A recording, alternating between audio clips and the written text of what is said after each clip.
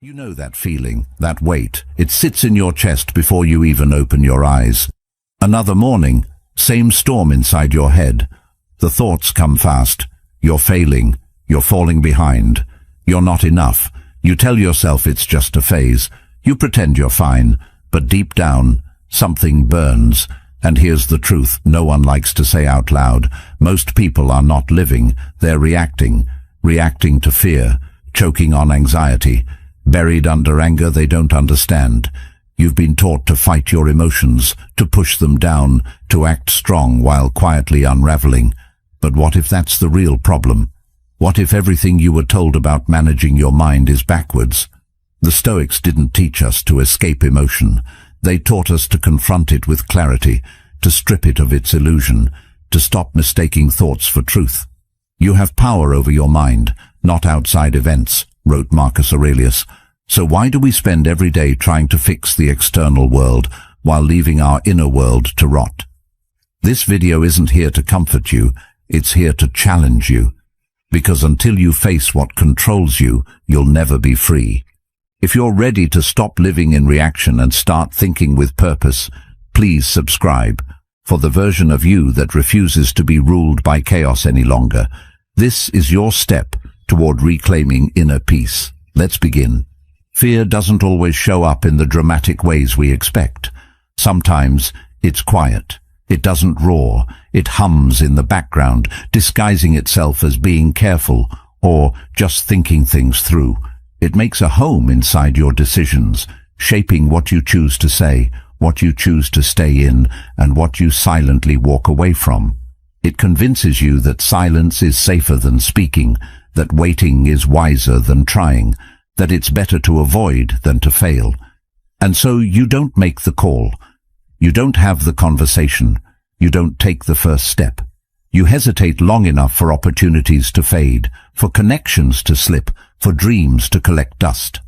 All the while, fear whispers that it's protecting you from pain, from embarrassment, from disappointment. But in truth, it's protecting you from becoming who you're meant to be.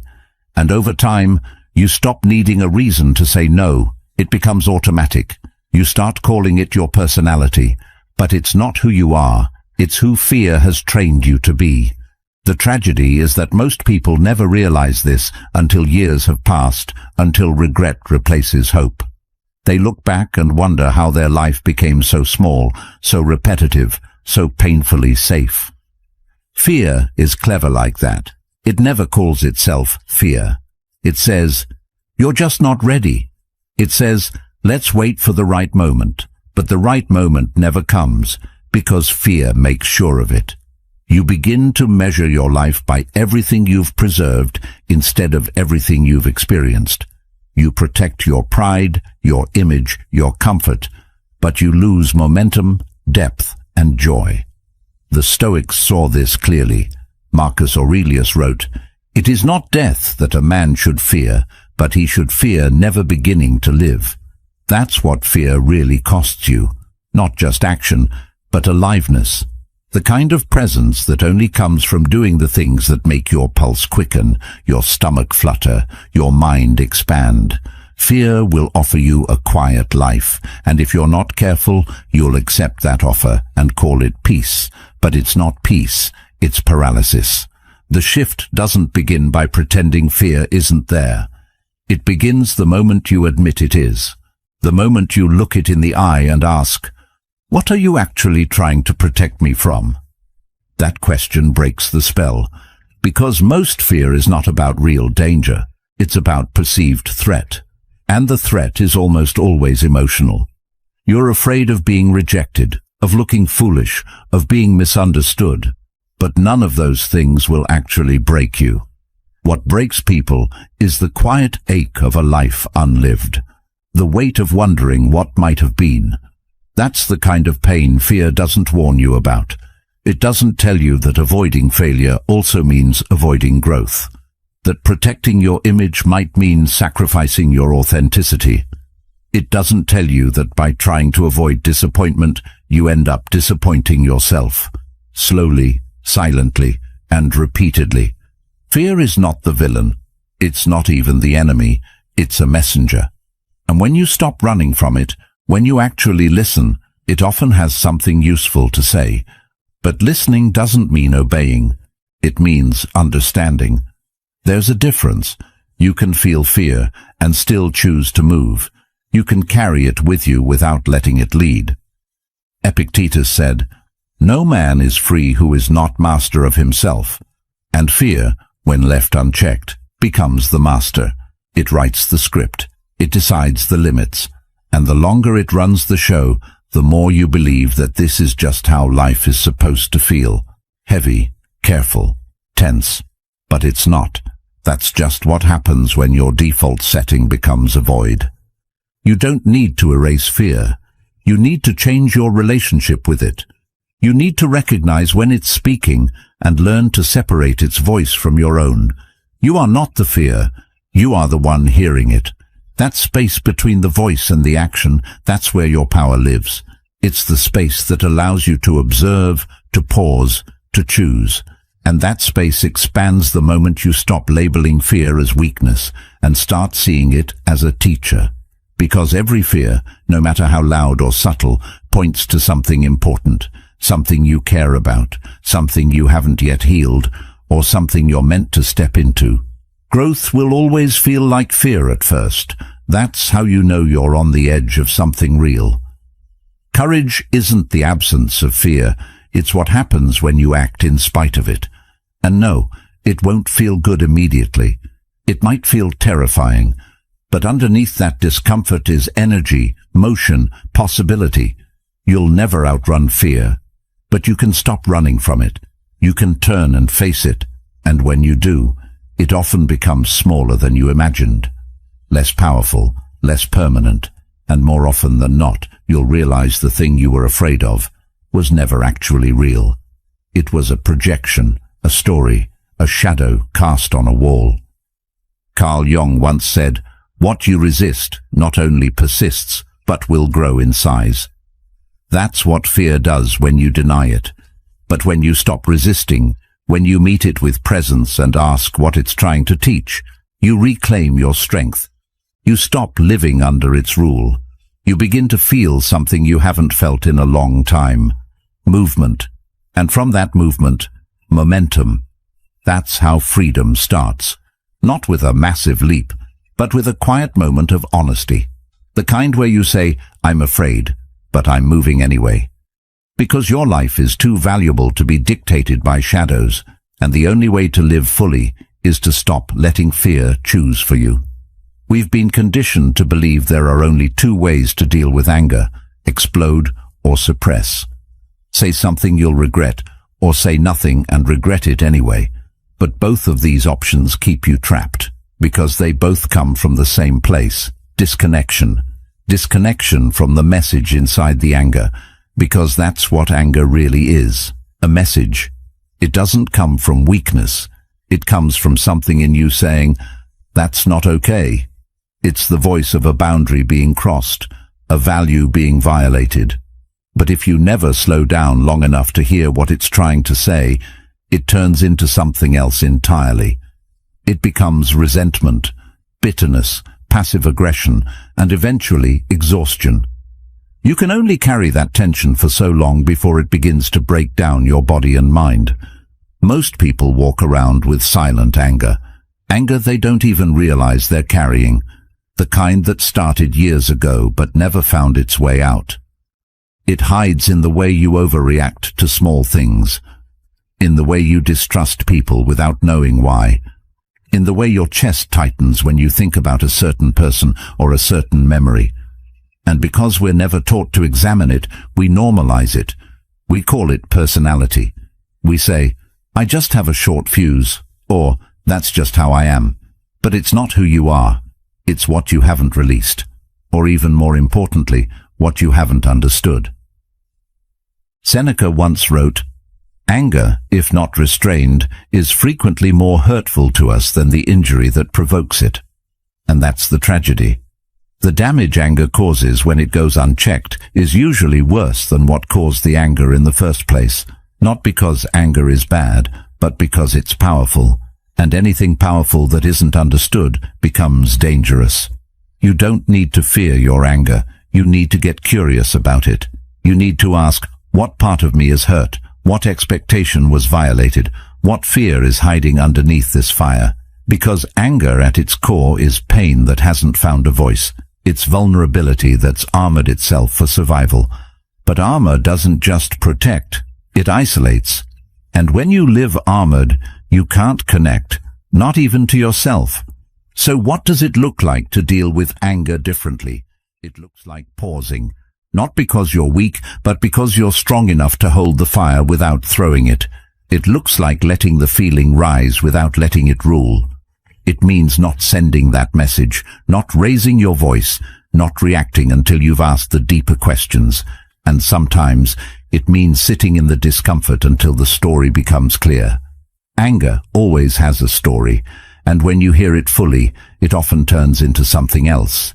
Clarity, sadness, grief, even compassion. That doesn't mean you excuse what happened. It means you stop letting it live rent-free in your body. There's a kind of quiet power in the person who feels deeply but responds wisely. The kind of person who can walk away instead of explode, who can express truth without cruelty, who can hold tension without passing it on to others. That's not weakness. That's mastery. And it's built moment by moment, breath by breath, in the pause between trigger and reaction. That pause is everything. It's the space where choice is born, the space where you stop being a slave to emotion and start becoming a leader of it. Carl Jung once said, "Everything that irritates us about others can lead us to an understanding of ourselves." And that's the invitation anger gives us, not just to blame, but to see, to look inward, to uncover the part of us that still hurts, that still longs, that still remembers. The more honest you are about that part, the less power anger has to control you, and the more power you have to respond with depth, not just impulse. You won't always get it right. Sometimes the fire will still win. But each time you pause instead of explode, each time you question instead of assume, each time you choose understanding over reaction, you build something rare, emotional discipline, and with it a different kind of freedom, the kind that doesn't require the world to behave in order for you to be at peace, the kind that allows you to feel the flame without being consumed by it. Anxiety is quiet but persuasive. It doesn't scream, it whispers just loud enough to make you doubt yourself. It pretends to help, offering you a sense of control. It wraps itself in logic and caution and responsibility. It says things like, "Just think it through one more time," or "Prepare for the worst, just in case." And it sounds like you. That's what makes it so powerful. It doesn't feel like a foreign voice. It feels like reason. But underneath that steady voice is a current of fear. Fear of uncertainty, fear of loss, fear of judgment, fear of falling apart. Anxiety convinces you that by obsessing over every possibility, you're staying ahead. But really, you're running in circles, exhausting yourself, rehearsing pain that doesn't exist. It starts small. A forgotten task, a strange look from someone, an upcoming deadline. And before you realize it, your heart rate has climbed, your mind is buzzing, and you're miles away from the present. You play out imaginary conversations, anticipate failures, and catastrophize the future. All while the real moment, the one you're actually in, passes by unnoticed. You're not solving anything. You're bracing. For what exactly? Something vague, something terrible, something you can't define but you can definitely feel. And because you can feel it, you assume it's real. But that's the trap. Feelings are not facts. They are experiences, not evidence. And anxiety is one of the most convincing feelings we have. This moment is what anxiety steals from you. It takes your presence. It takes your clarity. It takes your sense of agency. And the worst part is, you let it, thinking it's protecting you. But it's not. It's tricking you into living as if every thought deserves attention, as if every worry is a warning. But most aren't. Most are echoes, old patterns, familiar fears, thoughts you've had so many times they feel like truth. But if you looked at them closely, you'd realize they're just that, thoughts, not predictions, not commands, just mental noise with good acting. You don't have to argue with every anxious thought. You don't need to dismantle every possibility. You just need to come back. Come back to the thing in front of you, to the sound of your breath, to the ground beneath your feet, to the task at hand. That's how you reclaim peace. Not by fixing the future, but by anchoring in the now, because now is where your life is actually happening. Now is where your power lives. And the more often you return to it, the more you weaken anxiety's grip.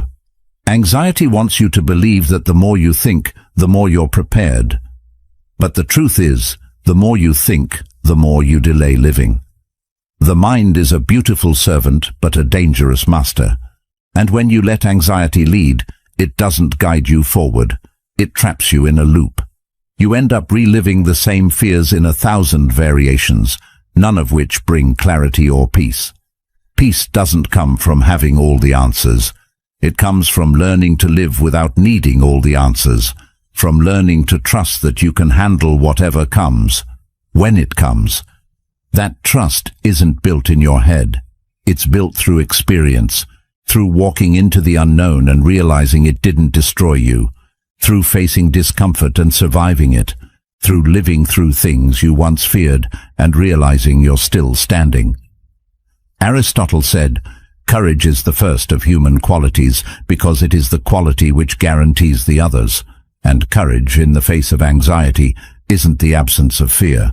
It's the decision to act anyway. It's showing up for your life even when your mind tells you to stay hidden. You don't owe your anxiety every moment of your day. You don't have to answer every what if. You don't have to fix every possible outcome. Sometimes you just have to breathe, to be here, to let the thought pass, and it will pass if you stop feeding it your attention. The more you anchor in the present, the quieter anxiety becomes, not because it disappears, but because you're no longer giving it the final say. And that's all it ever needed to lose its power, your permission. So take it back, return to now, and let the rest unfold in its time. You are not your emotions. This simple truth can change everything, but it's not something we learn easily. We've all been there, caught in the wave of shame, the rush of fear, the heat of anger. Each feeling seems so intense, so all-consuming, that it's easy to believe they define us. The shame after a mistake. It makes you feel like you've failed at being a good person. The fear before taking a chance. It whispers that danger is lurking, that you're on the brink of disaster. The anger? It tells you that someone has wronged you, that you need to fight back. And suddenly, these emotions don't just pass through us, they become us. We start to believe that if we feel angry, then we are angry. If we feel anxious, we are anxious. We think the feeling is a command, not a signal. But emotions are not facts, they are indicators. They point to something deeper, something that's happening inside of you. But when we treat them as truths rather than messengers, we allow them to control our actions, shape our choices, and determine our worth. We live in a world that constantly tells us to be happy, to feel good, to get rid of negative emotions. But what if the goal isn't to avoid emotions? What if the goal is to learn how to live with them without letting them define us? What if feeling sadness, anxiety, or anger is not a weakness, but a signal that we're alive, that we care, that we're human? These emotions are natural. We don't need to suppress them, but we do need to understand them. If you've ever been caught in a storm of emotion, you're not weak, you're human. You are experiencing the full range of what it means to be alive. And that's not a failure, it's an invitation to grow. This doesn't mean you'll never feel sad, anxious, or angry again. It means you'll feel those things, but they won't control you. You'll learn to let them come and go, like weather patterns in the sky. They'll still be there, but they'll no longer be the force that drives your decisions. You are the one who gets to decide how to respond. That's where freedom lies, not in a life without negative emotions, but in a life where those emotions don't control your thoughts, actions, and identity. It's easy to get lost in your emotions. It's easy to think that what you feel is who you are. But the truth is, you are so much more than that. Your emotions are a part of you, but they don't define you. They don't get to tell you what to do or who to be. You are the one who gets to decide that. And once you realize that, you stop being a victim of your emotions. You stop reacting, and you start responding with clarity and intention. And that's when your life begins to change. Not because the emotions go away, but because you choose to rise above them. You're not broken because you feel anger, fear, or shame. You're human, and that's a gift. But the real power comes when you understand that those emotions are signals, not commands. When you realize that you are the sky, not the storm, you reclaim your life, you reclaim your peace, and you reclaim your power to choose how to live in the face of adversity. And that is where true strength begins. So much of our suffering comes from one illusion, the belief that if we try hard enough, we can control everything. We try to control the people around us, their reactions, their opinions. We try to control our own thoughts, pushing them down or forcing them to be what we think they should be. And we try to control the future, imagining every possible outcome so we can be prepared for what might happen next. But here's the hard truth. You can't control any of it. No matter how much effort you pour into it, there will always be things beyond your grasp. The weather, the traffic, the rude comment from a stranger. It's not yours to control. We spend so much of our energy trying to hold on to things that don't belong to us, and in doing so, we exhaust ourselves. But the Stoics, those ancient philosophers who faced wars, plagues, and the collapse of empires, they understood something crucial. Control is an illusion, and once you realize that, you can stop wasting energy on things you can't change, and instead pour that energy where it truly matters, into the things you can control. The Stoics didn't seek control, they sought clarity. They understood that the only thing in life truly within their control was their own responses, their thoughts and their actions. What someone else says or does, not yours.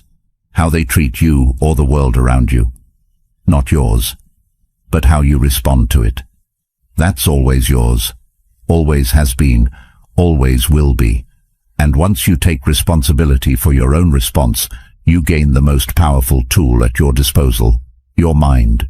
Because here's the thing, your power isn't in controlling the world around you, it's in how you relate to it. And this shift is so subtle, yet so profound. Once you stop trying to control the uncontrollable and focus instead on what you can actually influence, you begin to feel a freedom you've never known before. It's so easy to get lost in the illusion that we should be able to fix everything, our work, our relationships, our future. But as long as you're chasing control over things that aren't yours, you're setting yourself up for frustration and burnout. Traffic jams, they'll happen. Rude people, they'll show up no matter what you do. But your response to them? That's the one area where you have total control. That's where your power lies. The choice is yours. You can react, letting the world push you around, or you can choose how to respond, even when everything around you feels out of control. You're not powerless. You've just been spending your power in the wrong direction. The way you respond to the world around you is where you hold your real strength. And if you continue to give that power away, to let the outside world dictate your emotions, then you'll remain trapped in a cycle of stress and frustration. But if you reclaim that power, if you turn it inward and focus on what you can control, your thoughts, your actions, your reactions, you'll begin to live differently. You'll stop being the victim of circumstances and start becoming the creator of your experience. The more you practice this, the more you begin to realize that the external world doesn't have to dictate your inner peace. You can walk through the storm and remain calm. You can face the chaos and stay grounded. When you stop trying to control everything, when you let go of the need to manage the unmanageable, you open up space for peace, for clarity, for wisdom. The key here is to stop resisting what you can't control and start focusing on what you can. And what you can control is how you choose to react. That's where your power is. That's the shift from being the victim of life's circumstances to being the architect of your own experience. When you realize this, everything changes. You stop getting caught up in the little things, the traffic, the rude comments, the inconveniences of daily life. Instead, you see them as opportunities to practice the art of response. You stop waiting for the world to give you permission to feel at peace. You stop thinking that the perfect situation, the perfect moment, will arrive, and only then will you be able to relax. The truth is, there is no perfect moment. There is only now, and in this moment, you have the power to choose.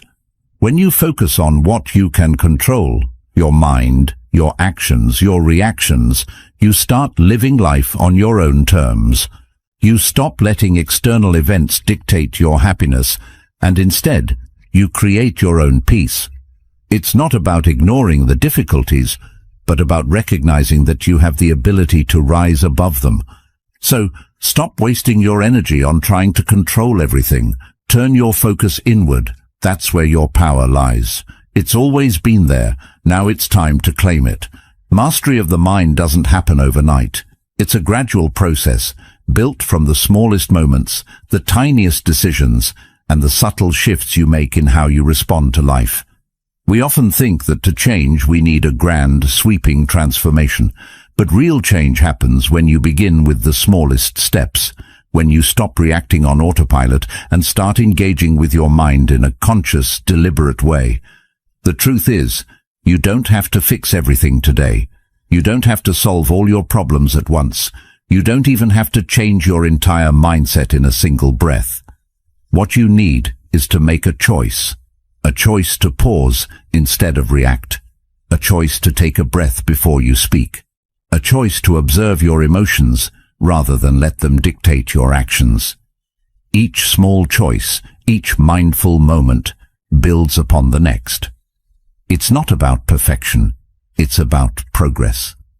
And that progress begins with a decision to stop fighting your emotions and start seeing them for what they are. Fear will show up. It always does. It doesn't need permission, and it doesn't announce its arrival. It just slips in, quietly, insidiously. But when it does, you don't need to run from it. You don't need to try and outrun the feeling. Instead, listen to it. Let it speak. Ask yourself, why am I afraid? What is this fear really about? You may not have control over the fear itself, but you always have control over how you meet it. And when you choose to stop fleeing, you begin to dismantle its power. You don't need to act on every fear. Sometimes the act of acknowledging it is enough. The same goes for anger. Anger, when unexamined, can lead us to react in ways we regret. It flares up, pushing us to speak or act without thinking. But what if, instead of exploding, we simply paused? What if, before we let the anger control our words or actions, we stopped, breathed, and reflected? This shift, this simple pause, is where real transformation happens. Anger, like fear, is a signal. It's a message from within that something needs attention. But it's not an instruction to act rashly.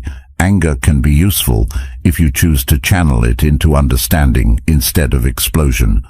Carl Jung once said, "Until you make the unconscious conscious, it will direct your life, and you will call it fate." This is the key to breaking free from the autopilot of your thoughts and emotions. When you let your reactions run the show, you are living unconsciously. You're letting fear, anger, and anxiety drive your decisions without even realizing it. But when you make the decision to pause, to observe, to choose your response, you take back control. This is the point where you stop calling your life fate. This is the moment you reclaim your mind. The power is not in controlling every thought or emotion. It's in recognizing them as they arise and making a conscious choice about how to respond. This is where true mastery begins, not in eradicating negative emotions, but in learning how to sit with them, understand them, and choose your actions from a place of clarity, not impulse. You don't need to stop feeling fear, anger, or anxiety. You need to stop letting them dictate your life.